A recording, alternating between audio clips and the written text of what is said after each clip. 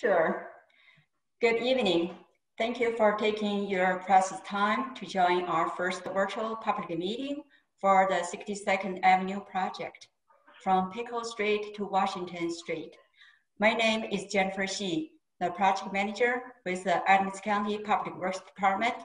Tonight, we would like to utilize a virtual public meeting to hear your input about the project. Adams County contracted Roxall Consulting Group for the design of the 62nd Avenue Improvements Project. Matt Wessel is the project manager from Roxall. Matt, please take over. Thank you, Jennifer. My name is Matt Wessel, the project manager for the consultant engineering team for the project, working closely with Jennifer in Adams County. I do want to introduce a few other people that are on the line helping us here tonight.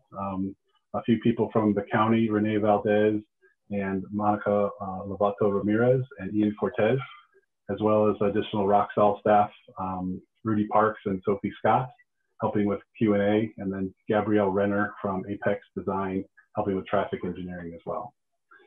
And Stephanie, you got a couple other folks to introduce? Yes, well, my name is Stephanie Blahoviak. I'm the public involvement lead with Roxall, and mi nombre es Stephanie Blahoviak. Con Roxall estoy liderando el proceso para incluir al público. Entiendo más o menos en español, pero es la verdad que entiendo más si hablo con más espacio.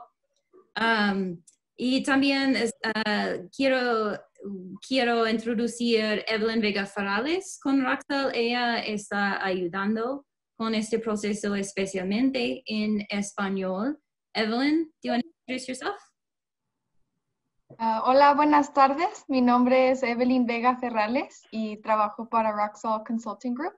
Y estoy feliz de estar aquí con ustedes para platicar sobre el proyecto y poder contestar cualquier pregunta que tengan. My name is Evelyn Vega, and I'm with Roxall Consulting Group, and I'm happy to be here tonight. So thanks, Steph. Okay. Matt? Thanks. I just want to run through a quick agenda so everyone has a feel for what's going to happen over the next hour. You can see that there on your screen. We're just doing welcomes introductions right now. We will have several interactive polling components throughout the evening to try to facilitate some of that public interaction that we'd like to hear from everyone.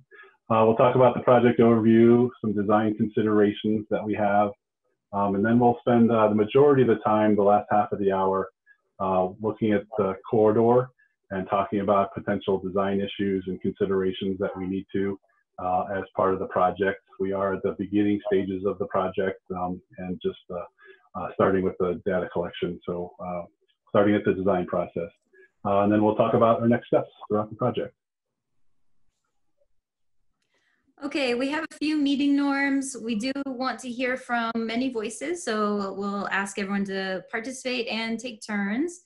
Please raise your hand to wait for the host to call on you. That would be me. If you would like to speak, I can unmute you. You can type in questions anytime in the Q&A box. We will do our best to get to all the questions. If we're not able to, I'll provide my contact information if you want to follow up with us. We do reserve the right to remove individuals or mute them if there's any disruptions. And we are recording this event tonight so that we can post it online later. And then just a reminder, there's a person on the other side of our comments, so let's be kind to one another. We do have our first interactive component. I am going to share a poll. Just curious about who is in the audience this evening. You should see a box pop up with a few choices. If you would select one of those choices, or multiple if more than one applies, of who we've got in the room, the virtual room tonight. I'll give you about 10 to 15 more seconds to make selections, and then I will share those results with everyone. We've got about 15 attendees on the call tonight.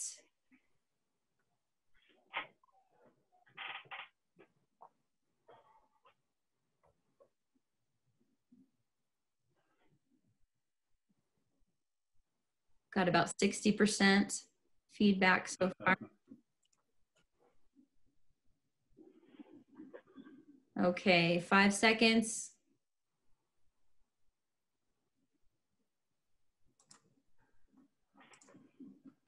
Okay, I'll share those results here. Looks like we've got property owners, business owners, and a few none of the above. All right, thank you so much for participating in that first component. And now Jennifer is going to tell us about the project. Thank you, Stephanie. The 62nd Avenue project is between Pecos Street and Washington Street. The corridor is classified as a major collector. The overall project objective is to improve roadway safety, transportation operation functionality, mobility, connectivity for pedestrian access facilities, such as installing curb and gutter sidewalks and ADA ramps, improve the drainage system and mitigate water ponding issue, provide capacity to serve growth, improve the quality of existing infrastructure, and reduce long-term operational costs on the corridor. Next page. Matt, please. Thanks, Jennifer. So we do have an environmental component to the project along the corridor. There are regulations that we have to follow as part of this design process, and those include local, federal, and state regulations related to multiple different elements of the project. One of those is the Colorado Department of Public Health. Stephanie, I'm seeing your Explorer on there. So. Just stop doing that. Okay. So CDPHE, so we'll have environmental regulations we have to follow there. The Mile High Flood District has master plans with, for storm drainage. Colorado Department of Transportation will be involved in the project as we do cross under I-25 and the intersection at Broadway. Broadway itself, along at the intersection there north, is considered a state highway. We'll also be looking at any biological resources, wetlands, threatened and endangered species, and things like that, if out there. And some of those come with historic resource components as well if we find some of those resources. So there is an environmental component that we've got to follow for regulations throughout the corridor. Next slide, Stephanie. A little bit of background on the corridor, since we've got folks that have used the corridor in the background in the audience. I'm sure you are aware of this. Mostly commercial industrial activity along the corridor. There is some redevelopment occurring on the corridor itself over the last several years, as well as to the north and south along Washington and Pecos Street. The RTD Pecos Junction Station went in a few years ago, and so that is becoming more used and more commuting opportunities along the corridor.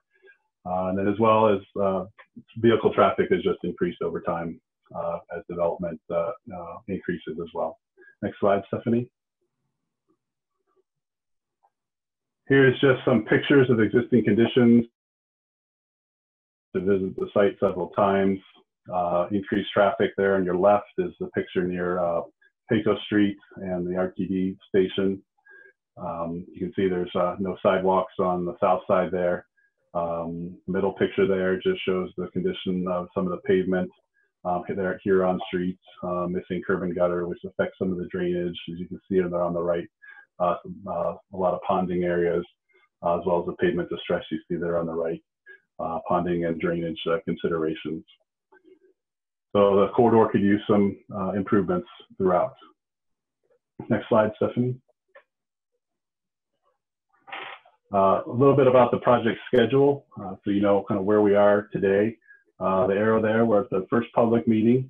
We will have 2 additional public meetings. We're really in the preliminary design stage of this project, and we expect to finish that up in January, February timeframe. So we are getting started on the preliminary design. Then we'll have another public meeting to review that preliminary design, and then after that we'll get into the final design and to create the construction documents, and then we'll have a final public meeting next fall to show that to everybody so you can see what the corridor will look like. So then part of the project there, we do anticipate some right-of-way acquisitions along the corridor in various locations. Those right-of-way acquisitions won't start until kind of the middle of next year, May timeframe, until we have to figure out what the design is going to be and what the impacts are going to be first. And then construction in after all the right-of-way is acquired and we got all our permits from those other agencies I was talking about earlier. So construction would be 2022 and 2023. Next slide, Stephanie. Some of the design standards, a little bit of background from an engineering perspective that we have to follow. There are federal, state, and local design standards for roadway design that we have to follow, as well as traffic engineering and geotechnical investigations. So we'll be following all those standards as part of the design. Jennifer mentioned the road is a major collector road, which is kind of an intermediate roadway, has a lot of different uses attached to it. The right-of-way width for a major collector road within Adams County is 80 feet wide. There are some areas of the corridors that are 80 feet wide now, and there are some are not. And some of the graphics we'll show later do represent that. Speed limit, we anticipate to remain at 30 miles an hour, so it will be continue to be a slow speed corridor. And the design vehicle we're using will be a semi-trailer vehicle to ensure we've got good turning movements. There is a lot of truck traffic along the corridor, so we'll be using those larger vehicles to make sure we got intersections designed appropriately. Next slide, Stephanie. Okay, so the time is 6:15 p.m. and this is another chance to interact with us. If you have any questions so far, go ahead and type those in the Q&A box, or again, you can use the little raise your hand feature and I could call on you, and if you want to ask questions live or make comments, we will take a few seconds to do that. Looks like we have about 16 attendees now. We'll give you about 5 more seconds.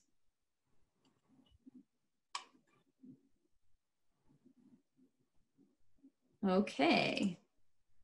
Now we are using our menti.com, and I can help you out here if need be. If you open a new tab,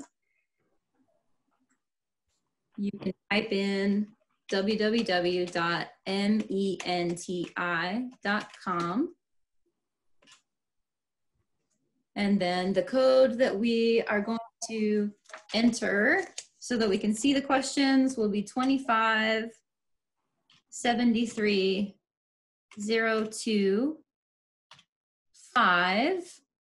And when you submit that code, you should see a ranking. You're going to have some choices. We're going to ask you to rank a few different components. What is most to least important for you in this design of 62nd Avenue, from drainage to lighting, etc. So there's a few choices there. You should be able to move those up and down the scale. And then we should see in real time feedback from what folks are voting for. Okay, looks like we've got widen the road to add more lanes, reduce intersection wait times, and in third place, we've got improving drainage. Jennifer, Stephanie, the code is up at the top there again if you can't, if you need the code again to get in. Oh, right, yep, the 2573025 is at the top of the slide there. We'll do a few more seconds. Seems like maybe people have got their votes in.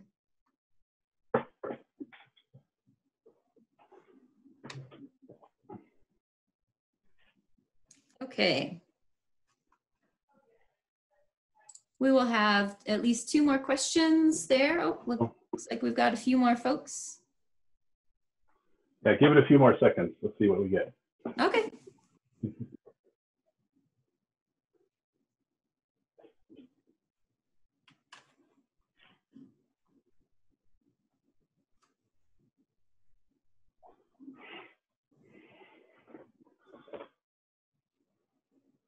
All right.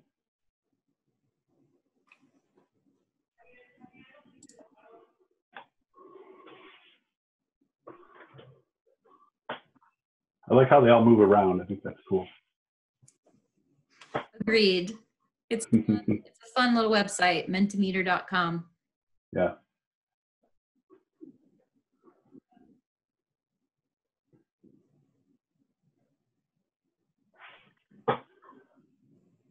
Who said All public right. can't be fun? That's right. Not me.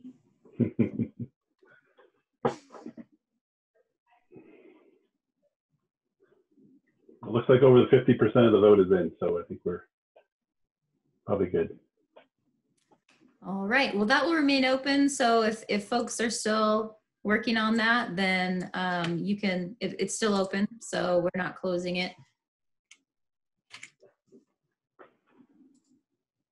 Okay. Data, Matt.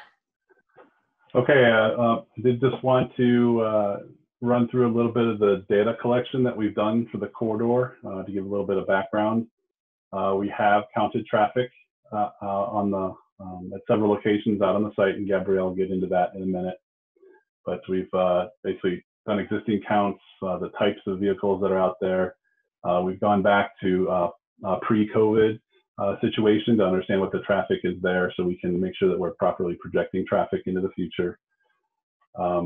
We do have survey, topographic survey throughout the corridor, so we understand what the grades are, where the existing drainage infrastructure is, if there is any in areas.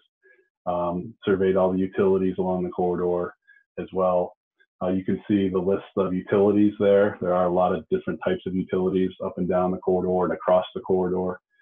So we will have a lot of utility coordination throughout the corridor. And then any other information that we can get as well when we meet with the agencies that we mentioned earlier, and then also the public input that we have here tonight and the other public meetings, and some of our property owner meetings that we'll be having as well. So next slide, and I think this will be Gabrielle to explain some of the traffic. Hi, I'm going to go through a little bit of the traffic analysis that was completed. First, I'm going to start with just how the metrics that we use for levels of service and sort of gauging how traffic operations occur along the corridor. So what we do is we measure, we rate it from like A through F, just like in grade school. A's are really good, not a lot of traffic. We don't wait very long to make turning movements or get into an intersection. The further we go down in the grading system, a level of service F, we're waiting a long time, we're pretty frustrated. We're waiting to get through or want to go, and so it gets a lower grade. That's what we use for rating. So what I'm going to do is talk about some of the data collection we do next. Stephanie, if you can jump to the next screen. I'm going to talk first about bicycle and pedestrian volumes. These graphics all look about the same. So what you're going to see is we collected data at 8 different intersections, and you can see they're numbered 1 through 8 with little symbols that sort of match up to each box of the traffic volumes or bike and ped volumes that are collected. And so what we're seeing here, we'll start with just intersection 1, which is 62nd and Pecos.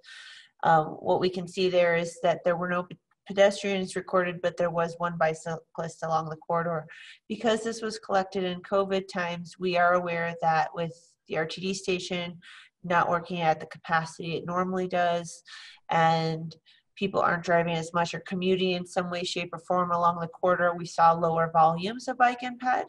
But what we can see here is that the pedestrians are focused closer to where there's transit. So at the intersection of 62nd and Pecos, 62nd and Broadway, and Washington and 62nd. So that is one of the things that we see here as an indicator, and looking forward how to connect that connectivity of that transit as well as pedestrians and bicycles connecting. If we move along to the next slide, So what we did is we did collect existing traffic volumes, and what we like to collect are turning movements at the intersections. So what we'll see is again at intersection number 1, which is Pecos and 62nd. We collect our traffic volumes, but because of COVID, we were not able to get the normal traffic volumes that we typically do, but we had some historical counts in 2019.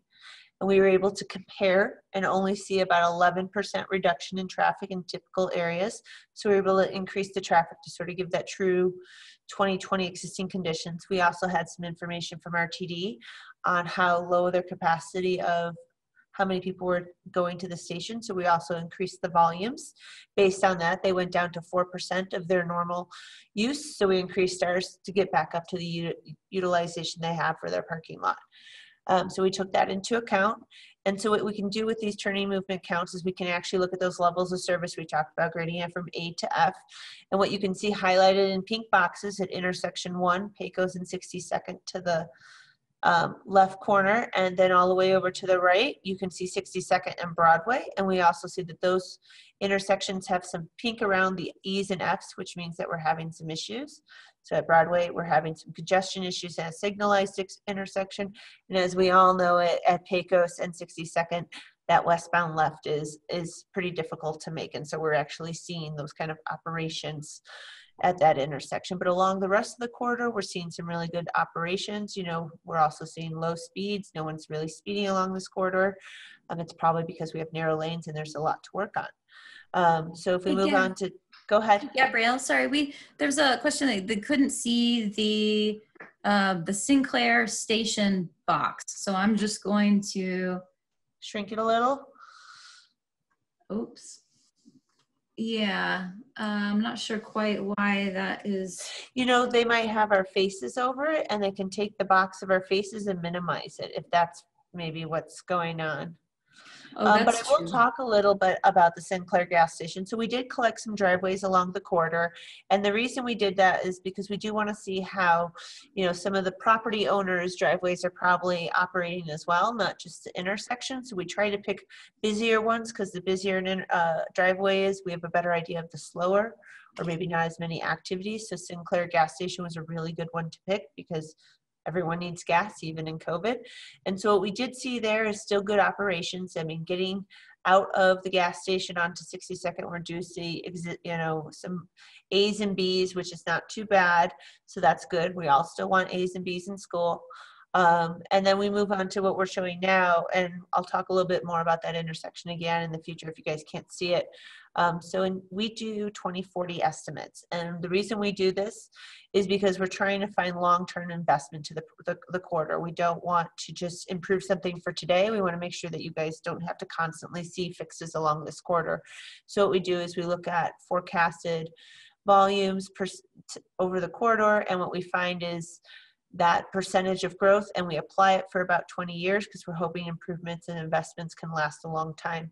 And so what we first look at is what's wrong before we fix it. And so what we're seeing here again is, you know, Pecos Street and 62nd Parkway is still looking pretty difficult. It's not going to improve long term, so this might be a location for some potential signalization, and we'll take a look at seeing if it meets signal warrants.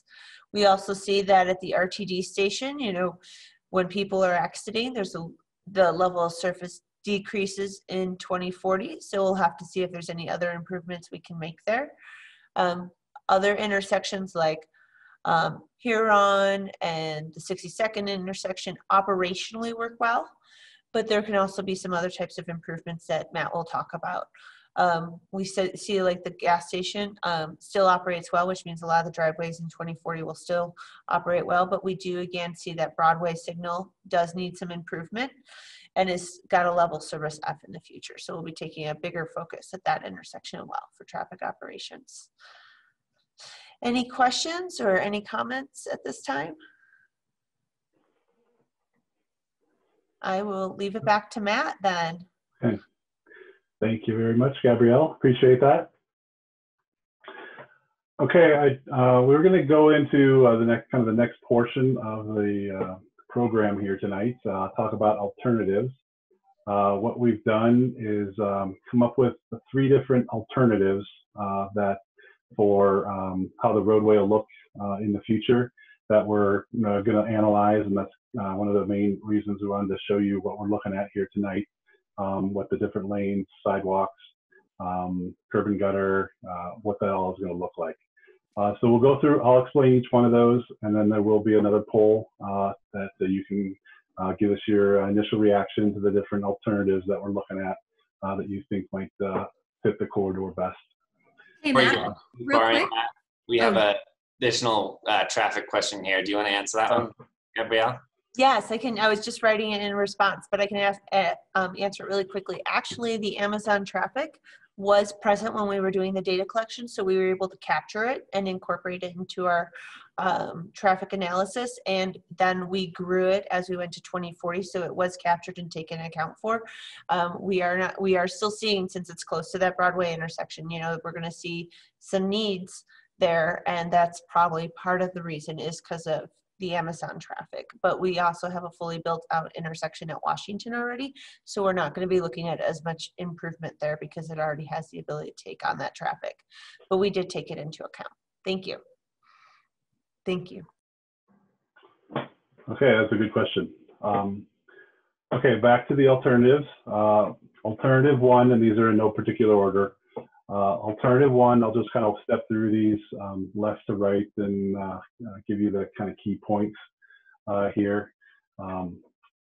This first alternative is attached sidewalks on both sides. It includes more turn lanes along the corridor for operations. And then it includes 2 12-foot through lanes and then a center two-way left turn lanes. That's what that TWLTL is. It's a two-way left turn lane. All the, and again, the 80-foot right of way. Each of the 3 alternatives do include 2 through lanes and that center two-way left turn lane. So we'll be really looking on the outside of what happens on the outside of those through lanes. So this is alternative 1. The next alternative, alternative 2, has the key elements of this is a detached sidewalk, give a little buffer space between the roadway and the pedestrians on the sidewalks.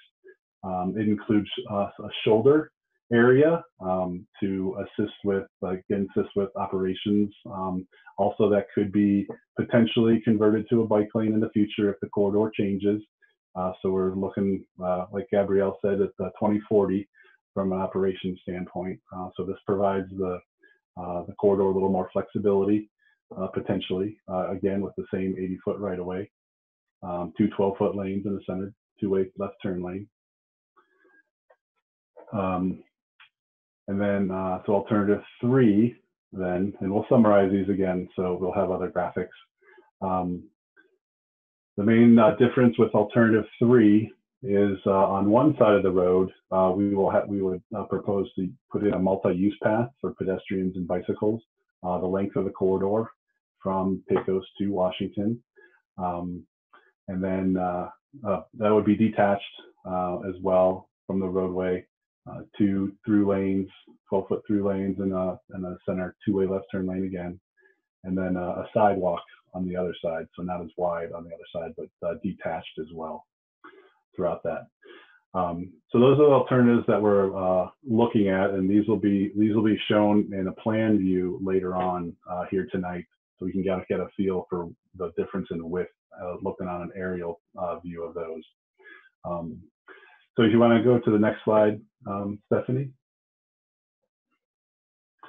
So this kind of is a graphic to just show you them kind of side by side and a little summary there. And we do anticipate that there could be potential to combine alternatives in different areas of the corridor based on accesses that are there, based on use, based on connectivity. So there is a potential for combining different parts of each alternative into the corridor to develop an overall solution. So Stephanie, do you want to go to the next slide? I think it's the poll to see which alternative would be good. Yes. So we'll go back to Mentimeter, and you'll likely need to refresh. And we're asking you to rank your preference. You should have sliding scales. I'm going to show the alternatives again, the summary slide. And if you would show us how much you agree or disagree with each statement. I prefer alternative 1 versus alternative 2. I want another option. And we'll take a few seconds there. So again, you're in that Mentimeter.com website. Here are the 3 choices, and you should be able to move the scales along those statements, and we'll show people's answers shortly. I'll give you about 5 more seconds with showing the alternatives, and then I do want to bring up the results of what we're hearing from folks.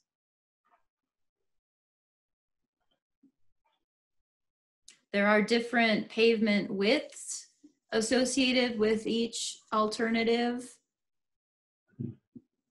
Again, the right-of-way is the same. It's 80 feet right-of-way.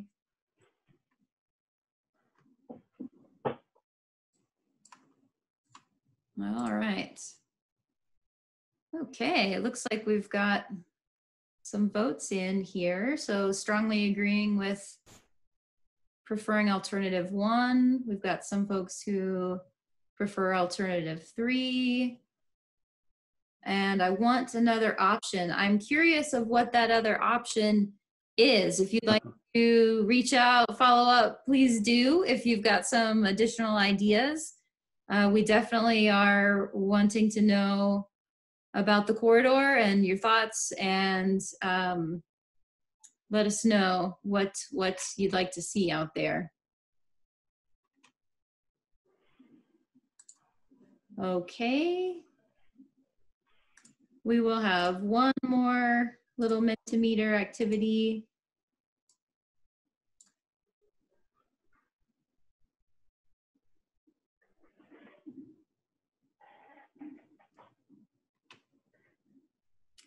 Okay, so here, this next opportunity is just sharing your thoughts. So 1 to 3 words. Again, in Mentimeter, you'll see some boxes that you can press. If you refresh your browser, we're asking for a few words, just initial reactions, your thoughts. If you click on each text box, don't press enter till you're totally done and you want to submit your answers, but just thoughts right now so far on the project. Anything that comes to mind, type that in, and we should be able to see what is on your mind. Stephanie, we got one question here about Amazon again. If while you're doing that, maybe Gabrielle could address this question about when you say Amazon traffic, are you referring to the traffic from 62nd and Broadway? Or does that take into account the new facility at 64th and Huron as well? A good question. I'm actually going to take a little more look into that. I don't think we were provided that information of an additional Amazon site within the study area. So I am actually going to do some more research on that, and I do appreciate that being brought to our attention. Thank you. And if you could provide any additional information, I would really appreciate you reaching out, because that is not something we have been provided, and that's the benefit to our stakeholders is, you know, sometimes we try very hard to find everything along the corridor, but sometimes there just isn't something available. So thank you very much. Okay, we've got a few things coming in. So wide 2 sidewalks, address drainage, truck traffic, volume. Happy to see long awaited, needed, overemphasis on PEDs, right of way, good, needed, aesthetics, why 80 wide. Do we want to talk about why 80 feet, or do you want to wait till later? Well, right now I can address that. Right now at the beginning part of the project, we are going with the county major collector arterial for the transportation plan. and that right-of-way requires an 80-foot width on that. So at this early stage of the project, that's kind of what we're starting with at this point. So it does look like that a few folks must have entered volume. That's why that word shows up a little larger than the other. And then there was one more, need left turn and right turn lanes. Looks like somebody gave that feedback. Okay, that's good. Those are good words.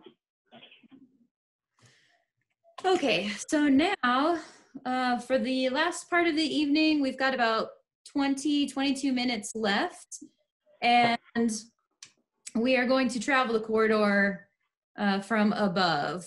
So Rudy is going to share his screen. If you would, still continue using that chat box, type questions, comments as we go along. It looks like we do have a question there so far. And then also while we're transitioning, maybe we could talk about that question. Matt, do you see? Yeah, I do. I see that it says, who will lose land to the right of way? So when we walk through this, you'll start to see where that might be. So it really depends on how the property has developed over the course of time in relation to some of the geometric section lines throughout the county, and where the existing parcels are at this point in time. So what we show here is, this is really like literally the first time we've laid put some lines on paper with existing survey and right-of-way that we've been researching for the last couple of months. So this is it's not final, but it starts to give you an idea of what that might look like. So I'll just give you a kind of a brief overview from a design consideration perspective of what we're looking at along the corridor. Kind of the western portion of the corridor, the left side of your screen there is 62nd Parkway, which was recently built about 10 years ago. So that roadway is a newer stretch of roadway. So it's the improvements, the existing conditions aren't quite as, don't need quite as many improvements as some of the other ones, although it is narrower than the section that we're looking at.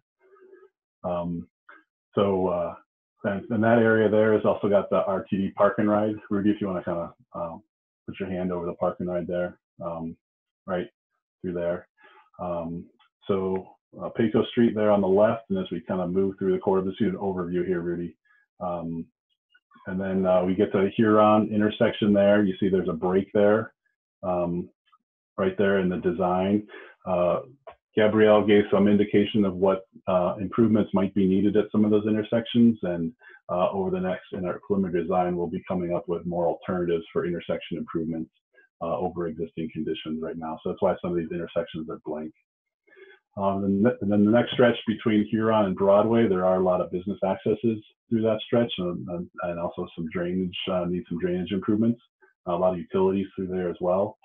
Then when you go from Broadway over to Washington, not quite as many accesses, but still kind of a tighter right of way through there, and utilities, and then that's where we get into the CDOT coordination as well, and then ending at Washington Street.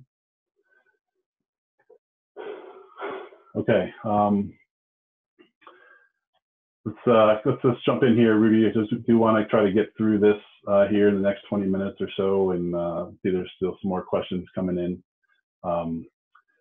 So what you see, just want to explain what you see here a little bit. The black line that says ROW, that means right of way. That's the existing parcel lines where the county owns the property between the line on the north and the south side. So that's the existing right of way that we have based on our data collection so far. What you see here laid out is, this is alternative 3. So this is the alternative with the multi-use trail on the north side. And we just laid out different alternatives at different areas for comparison purposes at this point. So you can see the other 2 alternatives that are there to see what they would look like. The red line you see there is the center line of the road. And then that's kind of the center of the two-way left turn lane, and then you have your through lanes beyond that, and then you get into your curb and gutter or landscape areas, sidewalk, and then to the edge of the typical section. So I'll just kind of walk through this here. Pecos Street, Gabrielle did mention the level of service. Looks like it could use some improvements here. So we do anticipate to look at intersection improvements here as well, and connectivity to the RTD station. So you may see some adjustment in alignment into Pecos here, and as well as additional turn lanes here as well. From a traffic signal perspective, we will continue to work with Gabrielle and the team there for traffic engineering to understand if a signal is warranted, and they're based on operations. There's some notes in here too that you'll see. Those are note issues that people have come up with so far on the corridor when we've met with other agencies or property owners along there as well. So Rudy, if you can kind of pan to the right here. So you can see RTD has got some turn lanes into their station that we'll have to tie into and combine into the design feature there. Just keep going. You can see that the right of way through here is about 80 feet. So the overall section fits within there nicely through that specific stretch. And then you get into areas where we're kind of outside of the right of way, but that's where we can try to use some geometric design to try to fit that within the right of way, existing right of way as best we can. And then so we kind of keep moving here. So Gabrielle mentioned there at some of the cross at the minor street connections, a lot of those are operating acceptably. So probably not a lot of improvements at those particular locations. From a traffic operations perspective, there could be other reasons we might do that, put turn lanes in.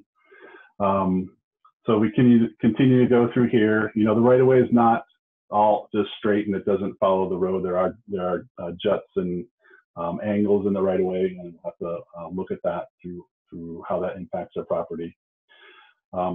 So you know, through this area here, the right of way is narrower, a little bit narrower than the 80 feet. So you're starting to see where potential right of way impacts might come into play here, and easements. So there was a question about easements. So a lot of times off from where the edge of the roadway template, and then tying back into existing ground to make sure all the accesses are smooth and vehicles can enter the properties. So there very well could be temporary easements along the corridor as well to make sure that we get a good looking project and it's tied in nicely to the surrounding properties. And that's only an easement during construction, access during construction. Hey, Matt. Yeah, go ahead. We do have a quick question. Who is responsible for moving the utilities? That is a good question. The utilities are typically required to be moved by the utility owner, unless there are other agreements with the county that require that. So it's usually in some sort of agreement with the county to do. Sometimes the utility companies choose to make improvements to their own utilities during construction projects as well. So that would be something we may have to coordinate with different utility owners as well. But that's a coordination item between the engineering team and what is impacted and the utility owners.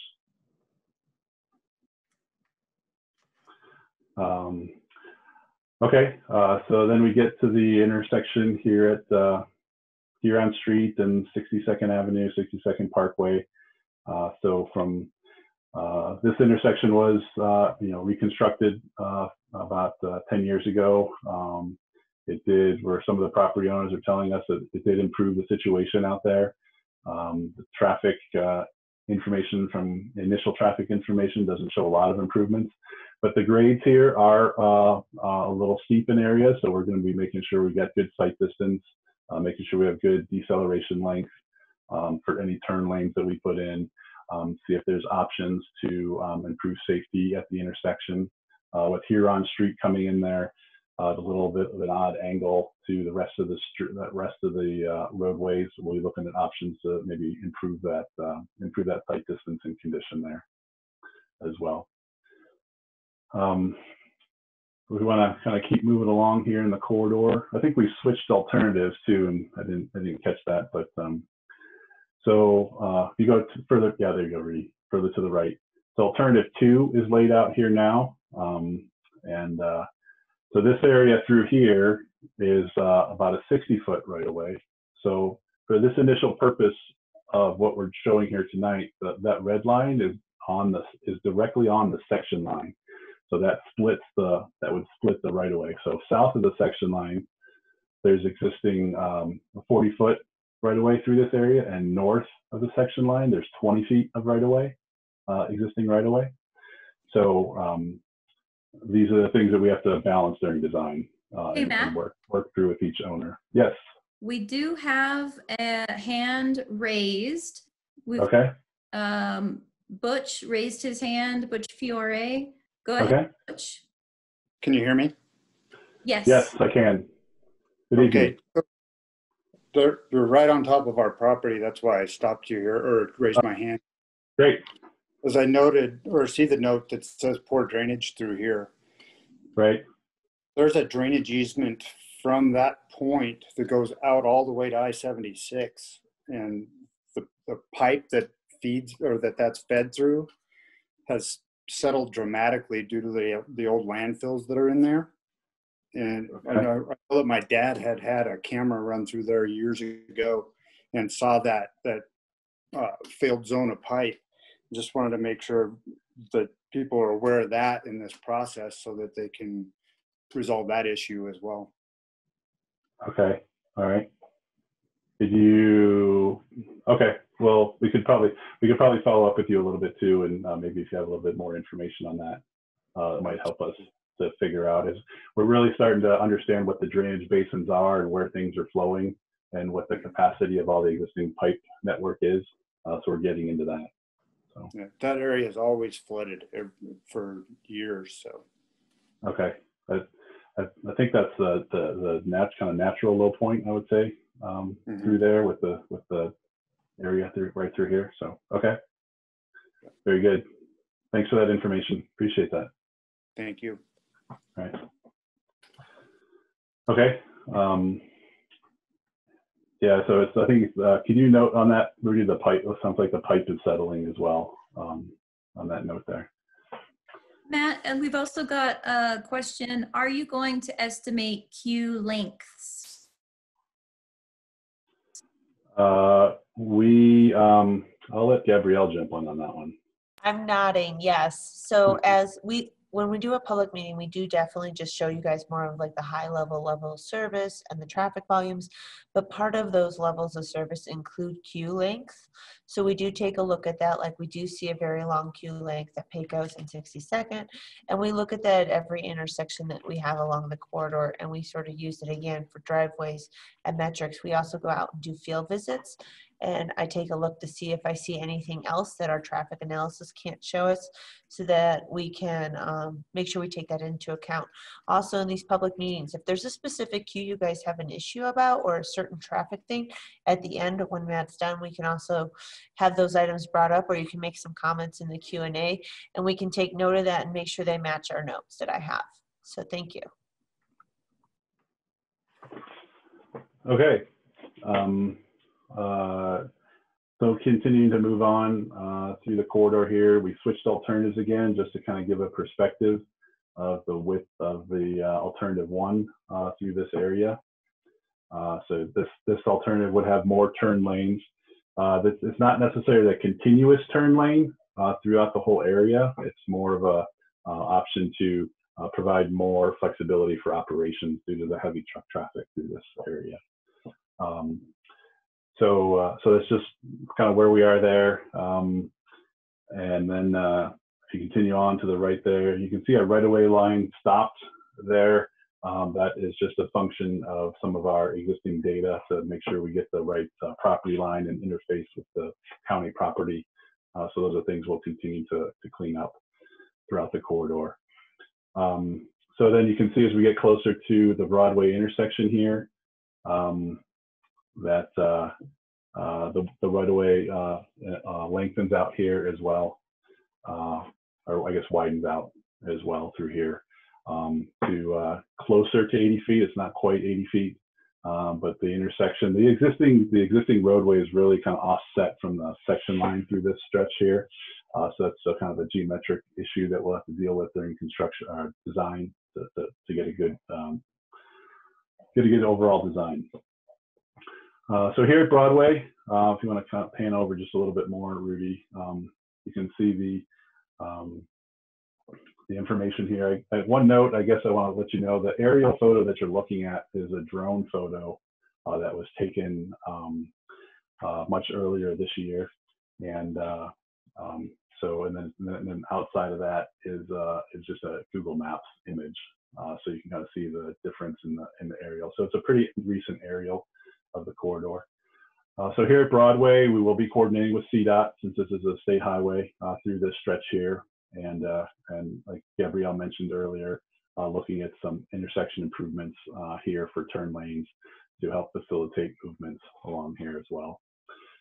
We do anticipate curb ramps, curb and gutter, sidewalks on all four corners. So you'll see improved crosswalks along all four areas is what we're anticipating at this time. Hey, Matt. Yes. It is 6:54. Just quick time check. Okay. All right. Well, we're almost through the corridor. We can hang out for a few more minutes, but all right. So then we kind of get into this area now. So the property to the north here is the new Amazon facility that's been redeveloped. So we have been in contact with them. We do have plans from their development that we're taking a look at to incorporate into the project. So you can see here, Rudy, you want to zoom in on the right-of-way on the left side of the screen there. So this is alternative one laid out here. You can see the right-of-way through this area is pretty narrow. So there's likely be some sort of right-of-way acquisition through this stretch to accommodate that. And then there's the other two alternatives as well through this stretch there. The one interesting, at least to me anyway, as the engineer, the Fisher Ditch runs through here, which is an irrigation line that's through there right next to the roadway. So there will be some coordination with the Fisher Ditch and their requirements for their water rights and things. So a lot of utilities on the corridor to coordinate with and come to agreement with on impacts. So then we get into going underneath I-25. The piers underneath I-25 are pretty wide, so we think we can fit an alternative through there without impacting the bridge at all. So that's a really good situation for us. And then the right-of-way widens out a little bit here, and you can see on the north side, the county, as properties develop, they do require some of the developers to dedicate right-of-way and make some improvements that in theory line up well with what future public improvements are going on. So that looks like it's working well here. On the south side, the right-of-way is not quite 80 feet. So we are potentially looking at right-of-way acquisition there. And then we kind of come up to Broadway, or come up to Washington Street here at the intersection to kind of tie into Washington Street and the improvements that have been made along there over the years. And like Gabrielle said, we really don't anticipate a lot of intersection improvement there, as that's operating fairly well through there.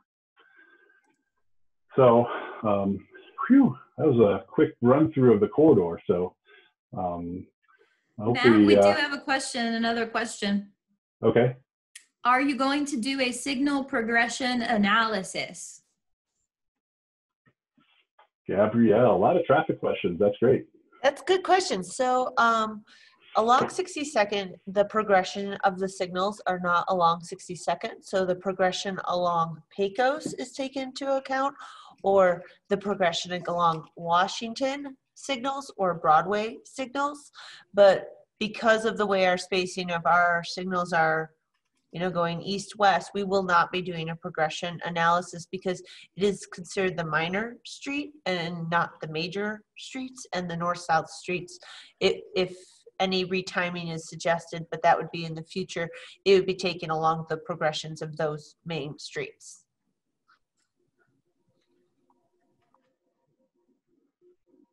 Okay.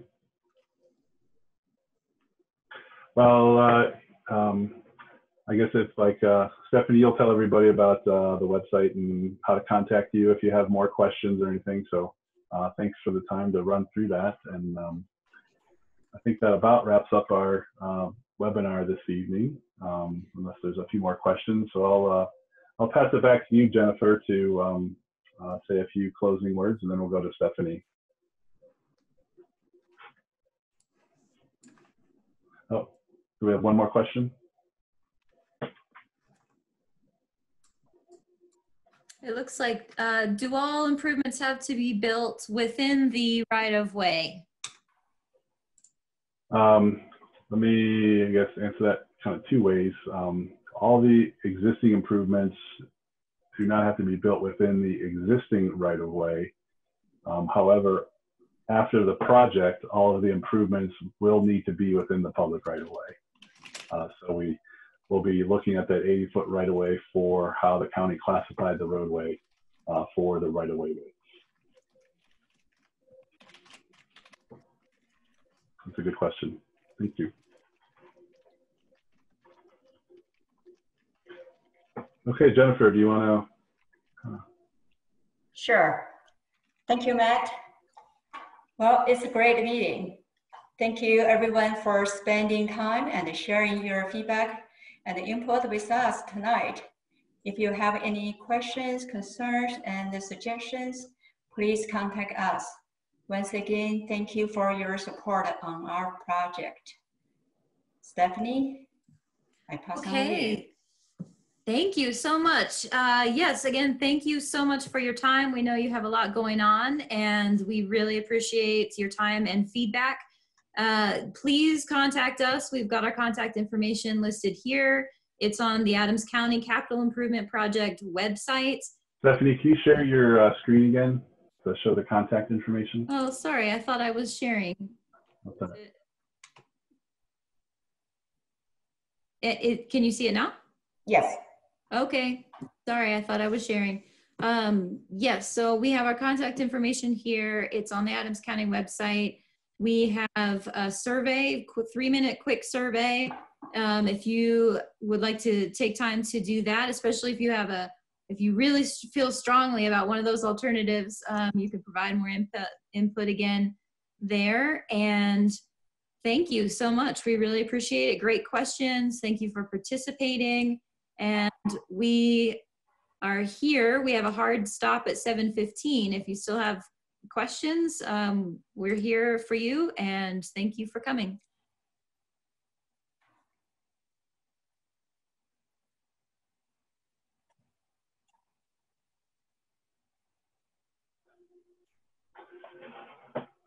Thank you, Stephanie. Appreciate that. So we can hang out for a little bit, see if anybody has another question or two. Well, I guess we're done.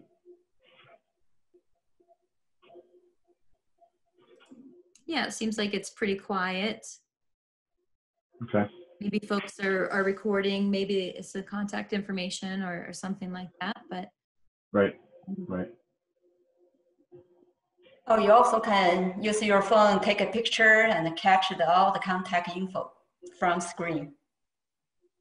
Excellent. I do love that feature with phones. I don't have to remember as much, so that's great. I have to turn off my phone. Yes.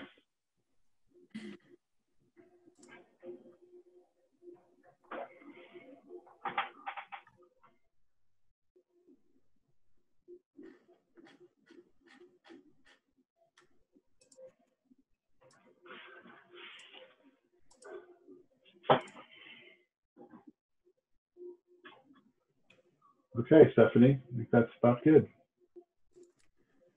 Okay, well, I can close things out. Very good. And I hope everyone has a wonderful evening. Stay safe, and thanks for coming and participating. Okay, thank you. All Great right, job, have a good everyone. night. Great job, Good job. Steph. Great job, Matt. Have a good night. Thanks. Yeah, go team. Yeah, great. Good. Wonderful presentation, everybody. Nice job. Yeah, it was awesome. Have a wonderful evening, everyone. Okay. You too, Gabrielle. Appreciate all your help. Thank you Good all. night. Bye. Bye.